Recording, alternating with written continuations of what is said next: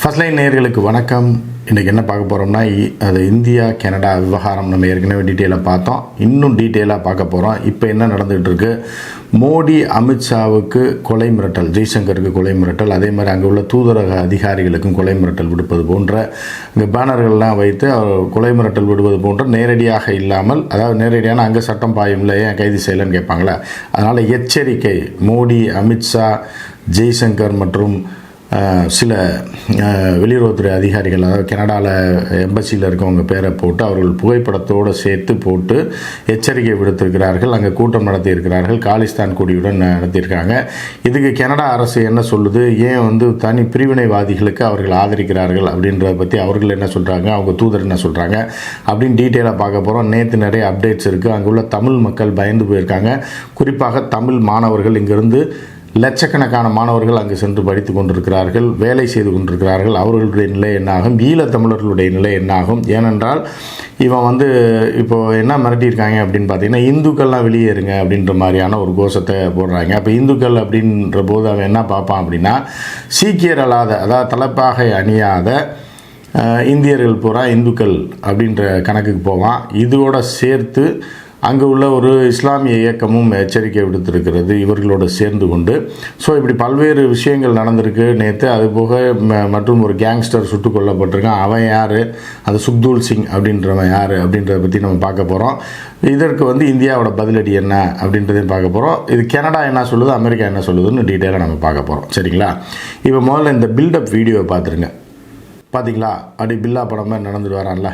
Leave Canada, go to India. Pro-Khalistan Sikhs have always been loyal to Canada. They have always sided with Canada and they have upheld the laws and the.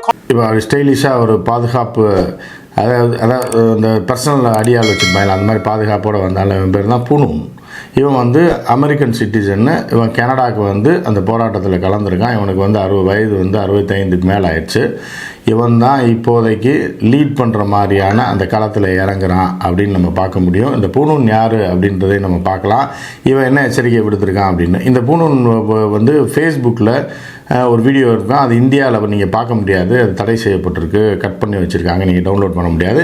அவன் ஃபேஸ்புக்கில் ஒரு இது போட்டிருக்கான். அதில் தான் சொல்லலாம், Indian Hindus எல்லாம் வெளியேறுங்க, உங்களை நாங்கள் விடவே மாட்டோம், நீங்கள்லாம் வெளியேறணும். வர 28ஆம் தேதி ஒரு மிகப்பெரிய ஒரு போராட்டம் நாங்கள் வச்சுருக்கோம், அதில் சீக்கியர்கள் எல்லாம் கலந்துக்கணும். மோடியை எச்சரிக்கை, அமித்ஷாவுக்கு எச்சரிக்கை, அதாவது ஜெய்சங்கருக்கு எச்சரிக்கைன்னு எச்சரிக்கை விடுத்து ஒரு பெரிய ஒரு டிஸ்பிளே மாதிரி ஒரு நம்ம இதில் பாண்டையெல்லாம் இது வைப்பாப்புல இல்லை, அது என்னென்னா அந்த எலெக்ஷன் ரிசல்ட் போடுறேன்னு சொல்லி பின்னாடி ஒரு டிவி ஒரு பூச்சட்டியில் வைப்பான் இல்லை, அதே மாதிரி ஸ்டைலில் வச்சுருக்கான். அவன் ஏதோ பாண்டே வீடியோ சாணக்கியா பார்த்துருப்பான்னு நினைக்கிறேன். ஸோ அவன் ஒரு பெரிய ஒரு டிவியை ஒன்று வச்சு அதில் டிஸ்பிளேலாம் போட்டு அது கீழே மோடிக்கு பட்டையெல்லாம் அடித்து குங்குமம்லாம் வச்சு கீழே அந்த படத்தையும் போட்டு இந்துஸ்க்கு எச்சரிக்கை, எல்லாம் கனடா விட்டு வெளியேறுங்க, கனடா நாட்டோடைய சட்டத்திட்டங்களுக்கு கட்டுப்பட்டவர்கள் தான் நாங்கள், அதே நேரத்தில் இங்கே உள்ள இந்துஸ்லாம் வெளியேறணும் அப்படின்னு சொல்லி எச்சரிக்கை விடுத்திருக்கான். அந்த காட்சிகள் நீங்கள் பாருங்கள். ஒரு 2 லைன் நான் போடுறேன். Indo-Canadian Hindus, you have repudiated your allegiance to Canada and Canadian Constitution. Your destination is India. Leave Canada, go to India. Pro-Khalistan Sikhs have always been loyal to Canada. They have always sided with Canada and they have upheld the laws and the.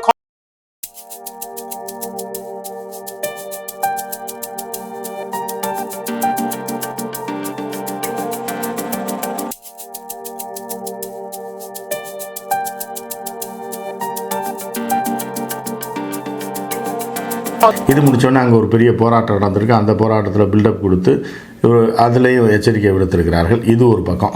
இப்போ இதுக்கு இடையில் என்னென்னா, சுக்தூல் அப்படின்றவன் முந்தா நாள், அவன் சின்ன பையன் தான், ஒரு 30s தான். அவன் என்ன பண்ணுறான்னா, இங்கே ஏற்கனவே குஜராத்தில் இப்போ இந்த பஞ்சாப் குஜராத் போன்ற போர்ட்டில் எல்லாம் பார்த்திங்கன்னா, பஞ்சாப்லேருந்து கொண்டு போர்ட்டில் கடத்தியிருக்கான் ப்ரௌன் சுகரை. இதில் இந்த கேஸில் NIA இவனை புக் பண்ணியிருக்கு. அப்புறம் எஸ்கேப் ஆகி நேராக கனடா போயிட்டான். அங்கே போய் இந்த கேங்ஸ்டர் வேலையை அதே மாதிரி தொடர்ந்துருக்கான். இங்கேயும் என்ன பண்ணியிருக்கான்னா, ஒரு பாடகரெல்லாம் கொண்டிருக்காங்க.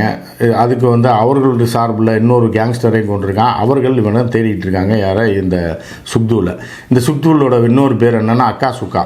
அப்படின்றதான் இவனோட இன்னொரு பேர். ஸோ இவன் பார்க்குறதுக்கு ஒரு ஹிந்தி பட ஹீரோ மாதிரி தான் இருப்பான். ஆனால் வந்து இவன் பல கொலைகேஸில் தேடப்பட்டு இந்திய அரசு இவனை தேடிட்டு இருக்கு. இவன் அங்கே போயிட்டான். இவனை முந்தா நாள் போட்டதுனால தான் இப்போ இந்தியா கனடாவோட பிரச்சனையே இன்னும் வேறு ரூபம் எடுத்துச்சு. அது காரணம் என்னென்னா, இதுவும் இந்திய உளவுத்துறை தான் இவனை போட்டு தள்ளிடுச்சு. ஏன்னா இவனும் இந்த காலிஸ்தான்ற போர்வையில் தான் இவங்க எல்லாமே சுற்றுவாங்க.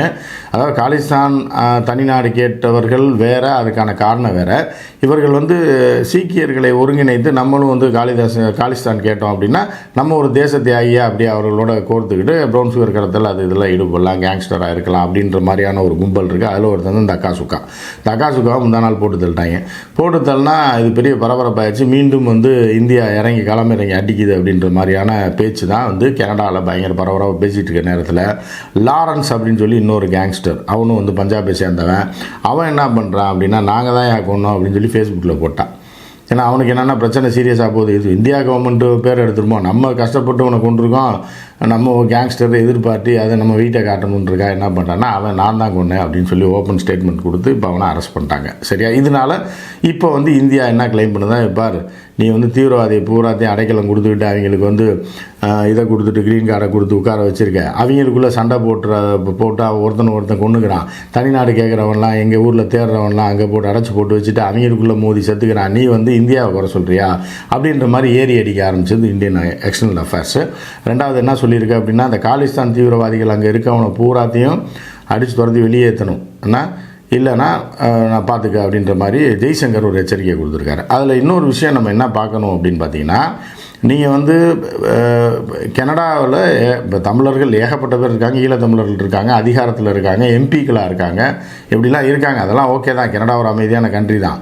ஆனால் நீங்கள் வந்து ஒருத்தனுக்கு அடைக்கலம் கொடுக்கலாம். இப்போ ஒருத்தர் வேலை கேட்டு வராங்க, படிக்க வராங்கன்னா கொடுக்கலாம். ஆனால் கேங்ஸ்டர் அப்படின்னு தெரிஞ்சும் நாங்கள் அறிவிக்கப்பட்ட குற்றவாளி என்று சொன்ன பிறகும் எதுக்கு நீங்கள் அடைக்கலம் கொடுக்குறீங்க உங்கள் ஊரில்? அப்போ நாங்கள் என்ன பண்ணுறோம் பாருன்றது தான் இந்தியாவோட கோபமாக இருக்குது, இந்தியன் எக்ஸ்டர்னல் அஃபேர்ஸோட கோபமாக இருக்குது. அவர்கள் ஏறி அடித்து கொண்டிருக்கிறார்கள். இப்போ வந்து கனடா கொஞ்சம் பேக் அடிச்சிருக்கு. ஆனால் இப்போ கனடா என்ன சொல்லுதுன்னா, பேக் அடிச்சிருக்கு அப்படின்னா என்ன சொல்லுது அப்படின்னு பார்த்தீங்கன்னா, அதாவது நீங்களும் வாங்க சேர்ந்து விசாரிப்போம், நாங்கள் உங்களையா சொல்கிறோம், உங்கள் மேலே சந்தேகம் இருக்குதுன்னு சொல்கிறாங்க, வாங்க நீங்கள் சேர்ந்து விசாரிப்போன்ற மாதிரியான ஒரு இதை போட்டுட்ருக்காங்க.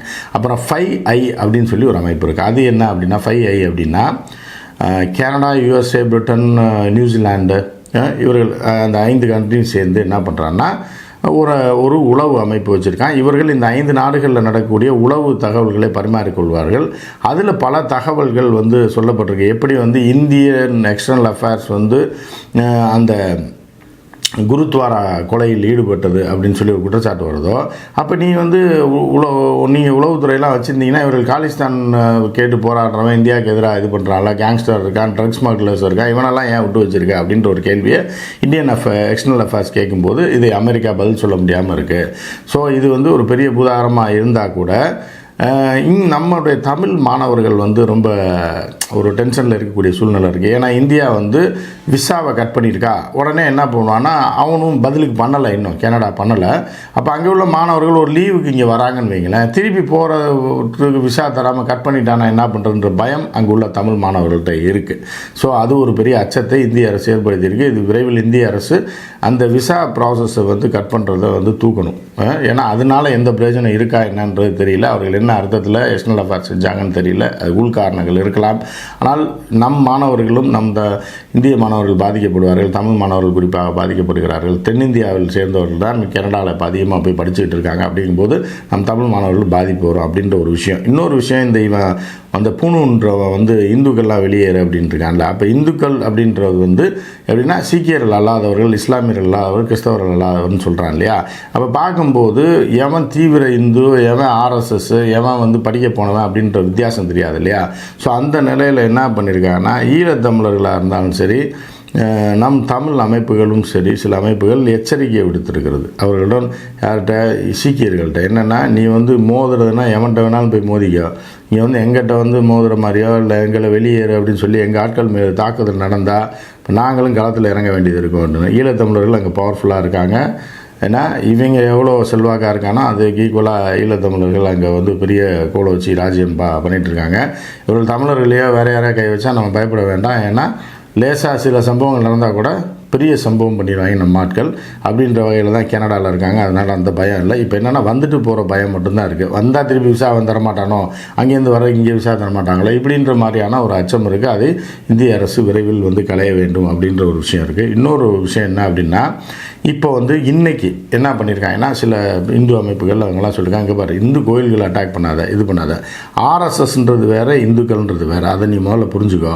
உனக்கும் ஆர்எஸ்எஸ்க்கு சண்டை, நீ ஆர்எஸ்எஸ் இப்போ கனடாவில் இருக்க ஆர்எஸ்எஸ் நீ மோதிடுச்சாங்க, பேய்க்கு சண்டை மாதிரி என்னத்தை ஒன்று பண்ணிட்டு போங்க. ஆனால் இந்துக்கள்ன்ற பேரில் பொதுவாக இந்த மாதிரியான இது பண்ணீங்க அப்படின்னா இப்போ நாங்களும் களத்தில் இறங்குவோம், அப்புறம் வேறு மாதிரி ஆயிரும். இப்போ இதில் என்ன பெரிய பிரச்சனை ஆகிப்போச்சு அப்படின்னா, இப்போ கனடாவுக்கு தான் தலைவலி. இவர்களை பூரா அடைக்கலம் கொடுத்து வச்சோடனே இப்போ ஒவ்வொருத்தனும் ஒவ்வொரு மாதிரி எந்திரிக்கும் போது எல்லாமே வெளிநாட்டுக்காரன், ஒன்று சிலோன்காரன், ஒன்று சவுத் இண்டியன்ஸு, இன்னொன்று நார்த் இண்டியன்ஸு, இன்னொன்று சீக்கு. இவங்களுக்குள்ளே போகிற சண்டையில் கனடாவை நாசப்படுத்தி விட்டு வந்துடுவாங்க போல தான் தோணுது. அது ஒரு பக்கம் போய்கிட்டு இருக்கு. ஏன்னா இப்போ இந்திய அரசு ஏறி அடித்த அடியில் கனடா கொஞ்சம் பின்வாங்கியிருக்கு.